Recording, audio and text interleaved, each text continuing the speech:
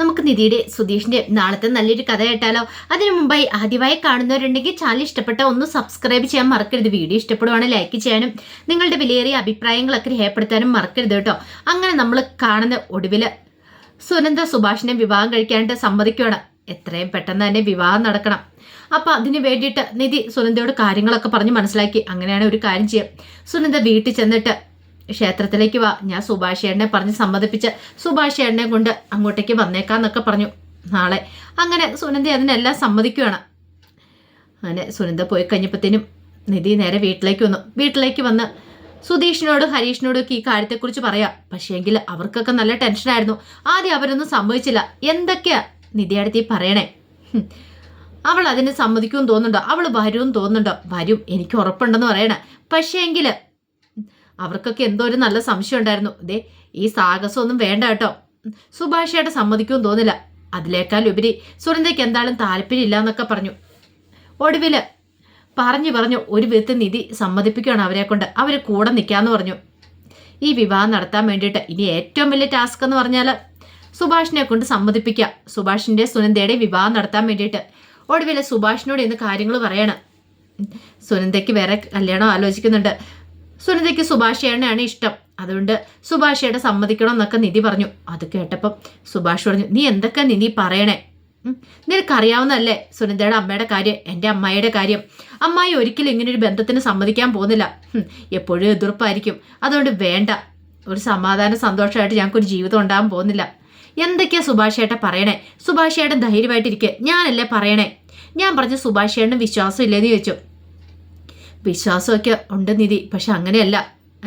ഇത്ര കാലം വളർത്തി വലുതാക്കിയ മാതാപിതാക്കളല്ലേ, അവരെ ഇട്ടെറിഞ്ഞിട്ട് അല്ലെങ്കിൽ അവരെ ധിക്കരിച്ച് സുനന്ദ എന്നോടൊപ്പം വരിക എന്ന് പറഞ്ഞാൽ, അതെ ഇത്ര നാളും അവർ പറയുന്നതൊക്കെ അനുസരിച്ച് എന്നില്ലേ. പിന്നെ സുഭാഷേട്ടൻ എന്താ ഒരു കുറവുള്ളത്? സുഭാഷേട്ടൻ നല്ല പൊന്നുപോലെ അവളെ നോക്കത്തില്ലേ? അല്ലെങ്കിൽ വല്ല കള്ളുകുടിയനോ പെണ്ണുപിടിയനോ അങ്ങനെ എന്തെങ്കിലും ഒരു പ്രശ്നങ്ങളും കാര്യങ്ങളൊക്കെ ഉണ്ടെങ്കിൽ അങ്ങനെ അവർക്കൊരു നെഗറ്റീവ് അടിച്ച് പറഞ്ഞ് സുഭാഷയുടെ മാറ്റി നിർത്താം. പക്ഷെ അതൊന്നുമല്ല, കുടുംബം നന്നായിട്ട് നോക്കും. സുനന്ദ ഇവിടെ വന്നിട്ടുണ്ടെങ്കിൽ സുനന്ദയ്ക്ക് നല്ല രാജ്ഞിയായിട്ട് ജീവിക്കുകയും ചെയ്യാം.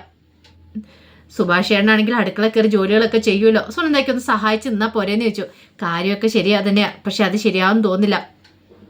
ഞാൻ അവളുടെ കൂടെ ഒന്നായിട്ടുണ്ടെങ്കിൽ അത് ഈ കുടുംബത്തിൽ പല പ്രശ്നങ്ങളും ഉണ്ടാക്കും. എൻ്റെ അനുജന്മാരുടെ ജീവിതത്തെക്കുറിച്ച് ഞാൻ ചിന്തിക്കണ്ടേ? അവരുടെ വീട്ടുകാർ വെറുതെ ഇരിക്കുമെന്ന് തോന്നുന്നുണ്ടോ? അല്ലെങ്കിൽ തന്നെ സുനന്ദ ഈ വീട്ടിൽ വന്നെന്നും പറഞ്ഞുകൊണ്ട് നേരത്തെ എന്തൊക്കെ പ്രശ്നങ്ങളാണ് ഉണ്ടാക്കിയത്. പോലീസ് സ്റ്റേഷൻ വരെ എൻ്റെ അനുജന്മാർ കയറി ഇറങ്ങി. അതൊന്നും ശരിയാകത്തില്ല, ഞങ്ങൾ രണ്ട് സെറ്റ് ആകത്തില്ല എന്ന് പറഞ്ഞു. അവൾക്ക് വേറെ വിവാഹം നടന്നോട്ടെ, അവൾ വേറെ കല്യാണം കഴിച്ച് പോയിക്കോട്ടെ എന്ന് പറഞ്ഞു. നിധി പറഞ്ഞു, സുഭാഷ് ഏട്ടാ, സുനന്ദ കൈവിട്ട് പോയിട്ടുണ്ടെങ്കിൽ പിന്നെ പോയത് തന്നെയാ, പിന്നെ ഒന്നും പറ്റില്ല എന്ന് പറഞ്ഞു. ഒടുവില് സുഭാഷിന് വല്ലാത്തൊരു ബുദ്ധിമുട്ടായിപ്പോയി. എന്ത് ചെയ്യണമെന്ന് അറിയത്തില്ലാത്തൊരവസ്ഥ. പിന്നീട് സുഭാഷ് സമ്മതിച്ചു. ശരി, അങ്ങനെയാണെങ്കിൽ പോവാന്ന് പറയണം. അല്ല സുനന്ദ വരുമല്ലോ അല്ലേ? വരും, അവൾ നാളെ വരുമെന്നൊക്കെ പറയണം. പക്ഷേ സുനന്ദയ്ക്കിടെ നല്ല പണിയായിരുന്നു കിട്ടിയത്. സുനന്ദ വീട്ടിൽ ചെന്ന് കഴിഞ്ഞപ്പോഴത്തേനും സുനന്ദ പെണ്ണ് കാണാൻ വേണ്ടിയിട്ട് ചിറങ്കൂട്ടർ വന്നിരിക്കുന്നുണ്ടായിരുന്നു. അവർ കണ്ട് സുനന്ദയെ ഇഷ്ടപ്പെടുവാണ്. ഇനിയിപ്പോൾ അധികം വൈകാതെ കല്യാണം നടത്താനെന്നൊക്കെ തീരുമാനങ്ങളൊക്കെ ഉണ്ടാക്കുവാണ്. സുനന്ദയോട് ഈ കാര്യങ്ങൾ ഭയങ്കര സന്തോഷത്തോടു കൂടിയിട്ട് ലളിത പറയുന്നത്. പക്ഷെ സുനന്ദയ്ക്ക് ഭയങ്കര വിഷമമായിരുന്നു. കാരണം തനിക്കൊരു ജീവിതം ഉണ്ടെങ്കിൽ അത് സുഭാഷേട്ടനോടൊപ്പമാണെന്ന് സുനന്ദ തീരുമാനിച്ചു കഴിഞ്ഞായിരുന്നു. അതിൻ്റെ ഇടയ്ക്കിലേക്കാണ് ഇതും കൂടെ വന്നിരിക്കുന്നത്. ലളിതയ്ക്ക് ഭയങ്കര ആത്മവിശ്വാസമായിരുന്നു, താൻ പറയുന്നത് തൻ്റെ മോള് കേൾക്കുമെന്നൊക്കെയുള്ളേ. സുനന്ദയ്ക്കോ വല്ലാത്തൊരു വീർപ്പുമുട്ടലും. ദൈവമേ, താൻ നാളെ സുഭാഷേട്ടനോടൊപ്പം ഇറങ്ങിപ്പോയെന്നറിഞ്ഞാൽ പിന്നെ അമ്മയ്ക്ക് എന്ത് ചെയ്യുന്നൊരു ചിന്തയൊക്കെ മനസ്സിലുണ്ട്. പക്ഷെ പറഞ്ഞിട്ട് കാര്യമില്ലല്ലോ. തനിക്ക് തൻ്റെ ഇഷ്ടങ്ങൾ നിറവേറ്റിയാൽ മതിയാവുള്ളൂ. താൻ ഇങ്ങനെ ഇവർ പറയുന്ന അനുസരിച്ച് ചെന്നിട്ടുണ്ടെങ്കിൽ തനിക്ക് ഒരിക്കലും നല്ലൊരു ജീവിതം ഉണ്ടാകത്തില്ല. തനിക്ക് തൻ്റേതായ ഒരു ജീവിതം ഉണ്ടാവണം. അപ്പോൾ അത് ഉണ്ടാവണമെങ്കിൽ താൻ സുഭാഷിനോടൊപ്പം ജീവിച്ചാൽ മതിയാവുള്ളൂ. അല്ലെങ്കിൽ താൻ കല്യാണം കഴിക്കാൻ പോകുന്ന ആളെയും കൂടെ ചതിക്കുന്നേ, അത് പാടില്ലല്ലോ. പക്ഷെ തൽക്കാലത്തേക്ക് അവർ പറയുന്ന അമ്മയൊക്കെ പറയുന്ന അനുസരിച്ച് അവരുടെ മുന്നിൽ പോയി നിൽക്കാതിരിക്കാൻ സുനന്ദയ്ക്ക് പറ്റുന്നുണ്ടായിരുന്നില്ല. സുനന്ദയുടെ മുഖത്തൊരു സന്തോഷം കാര്യങ്ങളൊന്നും ഉണ്ടായിരുന്നില്ല. എന്നാലും സുനന്ദയ്ക്ക് പോയി നിൽക്കാതിരിക്കാൻ പറ്റില്ലല്ലോ. അങ്ങനെ സുനന്ദ ആർക്കോ വേണ്ടി എന്ന് പറഞ്ഞ പോലെ പോയി അവരുടെ മുന്നിൽ നിന്ന് കൊടുക്കുന്നുണ്ട്. ചെക്കൻ്റെ അമ്മ അതിനെക്കുറിച്ച് സംസാരിക്കുകയും ചെയ്തു. പെങ്കൊച്ചിന് മുഖത്തൊരു സന്തോഷം കാര്യങ്ങളൊന്നും ഇല്ലെന്ന്. സുനന്ദ അന്നും കാര്യമാക്കില്ല. ലളിത അപ്പത്തേനൊരു കള്ളത്തരമൊക്കെ പറഞ്ഞു. മോൾ അങ്ങനെയാ എന്നൊക്കെ പറഞ്ഞിട്ട് കള്ളത്തരം കാര്യങ്ങളൊക്കെ പറഞ്ഞ് പിടിപ്പിക്കുകയാണ്. സുനന്ദയ്ക്ക് എങ്ങനെയെങ്കിലും അവിടെ നിന്ന് രക്ഷപ്പെട്ടേ മതിയെന്നുണ്ടായിരുന്നുള്ളൂ. നാളെ സുഭാഷേട്ടൻ തനിക്കായിട്ട് കാത്തിരിക്കും. നാളെ സുഭാഷേട്ടൻ താനും തമ്മിലുള്ള വിവാഹം കാര്യങ്ങളൊക്കെ എന്നൊക്കെ ഇങ്ങനെ മനസ്സിൽ വിചാരിച്ചു. പിറ്റേ ദിവസം ആയി കഴിഞ്ഞപ്പോഴത്തേനും നിധി ഭയങ്കര സന്തോഷത്തിലാണ്. കാരണം ഇന്ന് സുനന്ദ വരും. സുനന്ദയുടെ സുഭാഷേൻ്റെ വിവാഹമാണ്. അപ്പോൾ അതിന് വേണ്ടുന്ന കാര്യങ്ങളൊക്കെ ചെയ്യാനായിട്ട് സുധീഷിനെ പറഞ്ഞു പറഞ്ഞു അതെ ക്ഷേത്രത്തിൽ പോയി വേണ്ട കാര്യങ്ങളൊക്കെ ചെയ്യണം, താലികെട്ടിനും കാര്യങ്ങളൊക്കെ. അത് കേട്ടപ്പോൾ സുധീഷ് പറഞ്ഞു ശരി ഞാൻ പോയി ചെയ്തോളാം, തടസ്സങ്ങളൊന്നും ഉണ്ടാകത്തില്ലല്ലോ, സുനന്ദ വരുമല്ലോ അല്ലേ? വരൂന്നേ ഉറപ്പുണ്ടെന്ന് പറഞ്ഞു. അവസാനം നാണം കെട്ട് തിരിച്ചു വരാൻ ഇടയാവരുത്, അങ്ങനെയൊന്നും ഉണ്ടാവത്തില്ലെന്ന് നിധി ഉറപ്പിച്ചു പറഞ്ഞു. നിധിക്ക് പൂർണ്ണ വിശ്വാസം ഉണ്ടായിരുന്നു സുനന്ദ വരും. കാരണം സുനന്ദയ്ക്ക് സുഭാഷിയാണ് അത്രയ്ക്ക് ഇഷ്ടമാണല്ലോ, അതുകൊണ്ട് വരാതിരിക്കാൻ പറ്റില്ലല്ലോ എന്നൊരു ചിന്തയായിരുന്നു മനസ്സിൽ. അങ്ങനെ കുറേ സമയം കഴിഞ്ഞ് കഴിഞ്ഞപ്പോഴത്തേനും നിധി സുഭാഷിനെയൊക്കെ കൂട്ടിക്കൊണ്ടാണ് ക്ഷേത്രത്തിലേക്ക് വരുവാണ്. സുധീഷ് ഹരീഷും ഒക്കെ അങ്ങ് ഉണ്ട്. അങ്ങനെ അവിടെ വന്നു കഴിഞ്ഞിട്ട് സുധീഷിനോട് ചോദിച്ചു വേണ്ടുന്ന കാര്യങ്ങളൊക്കെ ചെയ്തിട്ടുണ്ടെന്ന് ചോദിച്ചു. എല്ലാ കാര്യങ്ങളും ഓക്കെയാ, ഇനിയിപ്പം കല്യാണം മാത്രം നടന്നാൽ മതി, അല്ല താലിയും കാര്യങ്ങൾ അതൊക്കെ കൊടുത്തിട്ടുണ്ട്, അതെല്ലാം പൂച്ച് കൃത്യസമയത്ത് തന്നെ വെച്ചോളും, പെണ്ണും ചെക്കനും എത്തിയാൽ മാത്രം മതി എന്ന് പറഞ്ഞു. അപ്പോഴേക്കും നിധി പറഞ്ഞു സുഭാഷ് എണ്ണ എത്തിയിട്ടുണ്ടെന്ന് പറഞ്ഞു. ആ സമയത്ത് നിധിയോട് സുധീഷ് ചോദിച്ചു അല്ല ഇനിയിപ്പോൾ സുനന്ദ കാല് വാരുമൊന്നും ഇല്ലല്ലോ, എവിടെന്ന്? അങ്ങനെയൊന്നും സംഭവിക്കില്ല. സുധീഷിന് എന്താ എന്നെ വിശ്വാസം ഇല്ലെന്ന് ചോദിച്ചു. വിശ്വാസമൊക്കെ ഉണ്ടെന്ന് പറയണം. പിന്നീട് സുഭാഷിനോട് എന്നിട്ട് നിധി പറഞ്ഞു സുഭാഷ് എൻ്റെ അവിടെ ഇരിക്കുക, ഇത്തിരി കഴിയുമ്പോഴത്തേനും നിധി വരുമെന്ന് പറയാം, മുഹൂർത്തത്തിന് ഇനി സമയമുണ്ടല്ലോ എന്നൊക്കെ പറഞ്ഞു. അങ്ങനെ സുഭാഷ് അവിടെ ഇരിക്കുകയാണ്. അപ്പോഴേക്കും ഹരീഷ് വന്നിട്ട് ചോദിച്ചു നിധി അടുത്തി വല്ല പ്രശ്നം ഉണ്ടാവുമോ?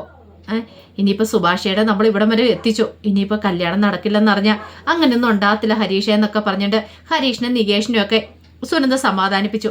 കുറച്ച് സമയം കഴിഞ്ഞു. നിധി സുനന്ദയെ കാണാതെ വന്നു കഴിഞ്ഞപ്പോൾ ഭയങ്കര ടെൻഷനായി.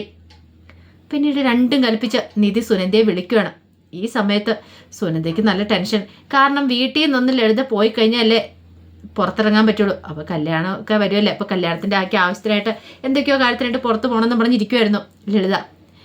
കുറച്ച് ഫോണിൽ കൂടെ സംസാരിക്കുന്നു കേട്ടോ.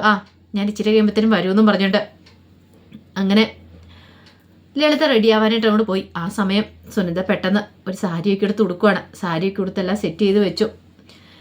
എത്രയും പെട്ടെന്ന് ഇറങ്ങിയാൽ മാത്രം മതി, അമ്മ ഇറങ്ങിയാലേ തനിക്ക് ഇവിടെ നിന്ന് ഇറങ്ങാൻ പറ്റുള്ളൂ. പിന്നെ മുത്തശ്ശിയെ കണ്ണുവിട്ടിച്ച് എങ്ങനെയും പോവാന്നൊരു ചിന്തയൊക്കെയായിരുന്നു സുനന്ദയുടെ മനസ്സിൽ. കുറച്ച് സമയം കഴിഞ്ഞ് കഴിഞ്ഞപ്പോഴത്തേനും ലളിത പോയി അമ്മയോട് പറയുന്നുണ്ട് അതെ അമ്മേ അവളെ നോക്കിക്കോണം കേട്ടോ, അവൾ എങ്ങോട്ട് പോകാൻ സമ്മതിച്ചേക്കരുത്, എൻ്റെ കണ്ണ് തെറ്റിയിട്ടുണ്ടെങ്കിൽ അവൾ അപ്പുറത്തേക്ക് ഓടിപ്പോവും, അതൊക്കെ നോക്കിക്കോളാം എന്ന് പറഞ്ഞു. ഞാൻ അതൊക്കെ നോക്കിക്കോളാം എന്ന് പറഞ്ഞു. ഞാൻ പെട്ടെന്ന് പോയിട്ട് വരാമെന്നൊക്കെ പറഞ്ഞ് ലളിത അങ്ങോട്ട് പോയി.